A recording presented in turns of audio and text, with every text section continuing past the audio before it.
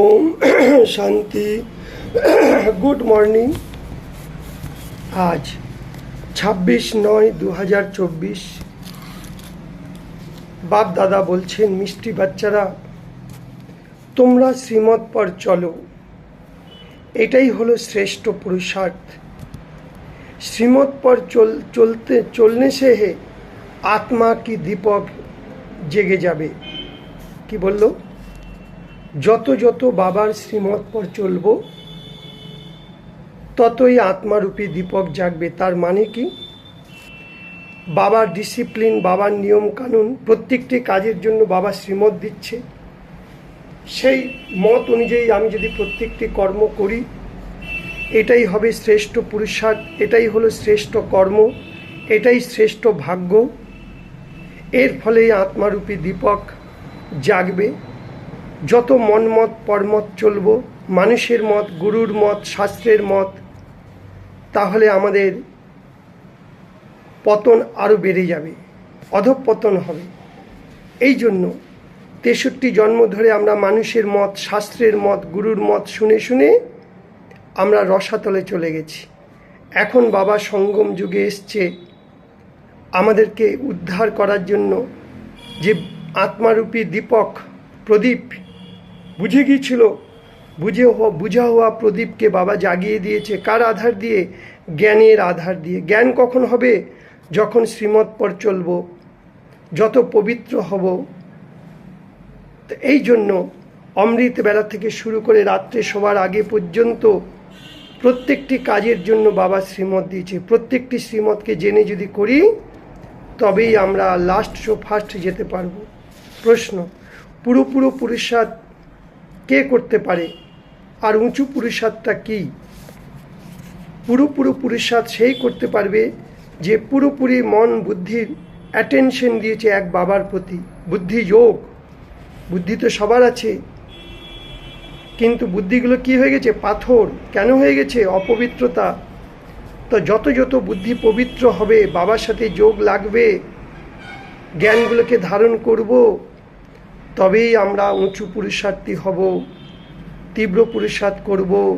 আর কি করব না, সবচেয়ে উঁচু পুরুষার্থ হলো বাবার প্রতি সব কিছু সমর্পণ হয়ে যাও, অর্পণ করে দাও বাবাকে। যত অর্পণ করব তত দর্পণ হব। দর্পণ মানে আয়না। আয়নার সামনে দাঁড়ালে যেরকম আমরা পরিষ্কার দেখতে পাই, তা আমাদের শ্রেষ্ঠ কর্ম করলে, সব কিছু বাবার কাছে অর্পণ করে দিলে আমরা পরিষ্কার দেখব যে আমরা বাবার কাছাকাছি পৌঁছে যাচ্ছি। প্রকৃত সুখ, শান্তি, খুশি, আনন্দ আমরা প্র্যাকটিক্যালি পাব।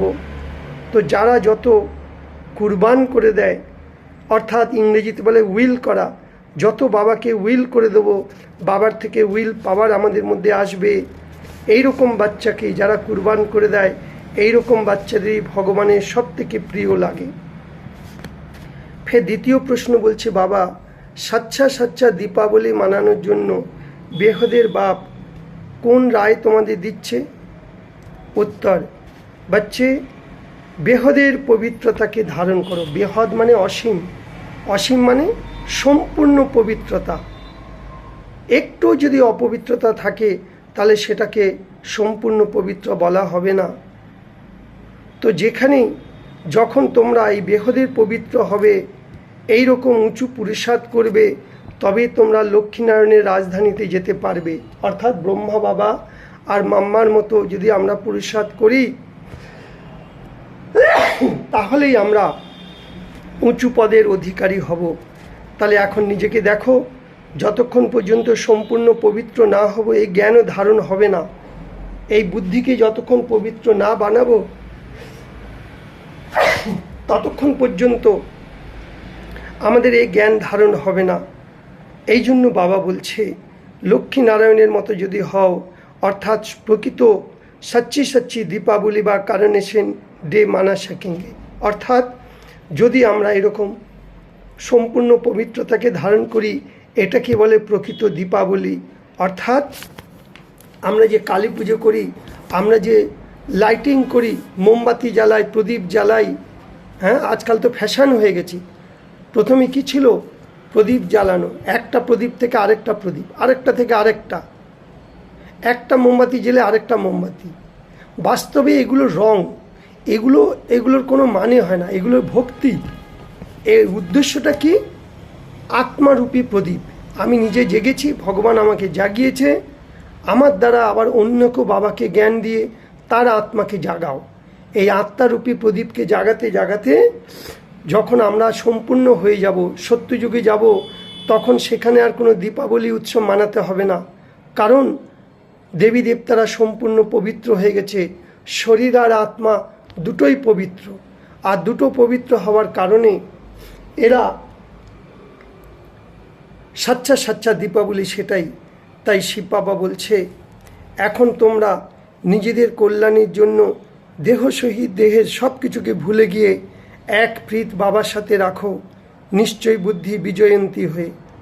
ঈশ্বরকে মতপর চলো, আপনি মতপর নহে। কুসঙ্গ থেকে বেঁচে থাকো, ঈশ্বরীয় সঙ্গের সবসময় লেগে থাকো। কোনো রকমের ক্রোধ যেন না আসে। ক্রোধ মহা খারাপ জিনিস, ক্রোধ মহা শত্রু।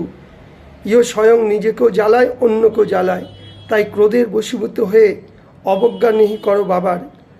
সদা খুশিতে থাকো, সবাইকে খুশি করার পুরুষার্থ করো। বরদান, স্নেহকে রিটার্ন में स्वयं को টার্ন কর, বাপ সমান বননে वाले সম্পন্ন আর সম্পূর্ণ ভব। মানে কি? স্নেহ নিশানি কি? স্নেহী আত্মা কোনোদিন কারুর অবগুণ দেখে না।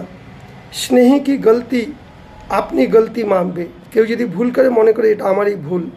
বাবা যখন বাচ্চাদেরকে কোনো কথা শোনায়, বোঝায়, তো বলে যে এটা আমারই কথা, ইয়ে মেরি বাত হ্যায়, ভুলটা আমারই হয়েছে। বাপ বাচ্চাকে আপনি সমান সম্পন্ন আর সম্পূর্ণ দেখতে চায়। এই স্নেহের রিটার্ন স্বয়ংয়ে টার্ন করো। তাই ভক্তরা শির উতার কর রাখনে কে লিয়ে তো এরা মাথা কেটে দেয়, কিন্তু তোমরা মাথা কেটো না, তোমরা রাবণের মাথা কাটো। স্লোগান, আপনি রুহানি ভাইব্রেশনের দ্বারা